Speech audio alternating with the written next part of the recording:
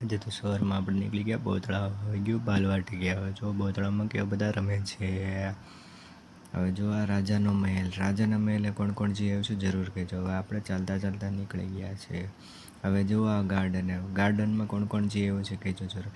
અમારું બોતળામાં ક્યારેય પાણી ખૂટતું જ નથી. આ છે પ્રાથમિક સરકારી શાળા. આ પ્રાથમિક શાળામાં કોણ કોણ ભણેલું છે ને જરૂર કોમેન્ટ કરજો. હવે આપણે નીકળી ગયા છે કોળિયાક જવા માટે.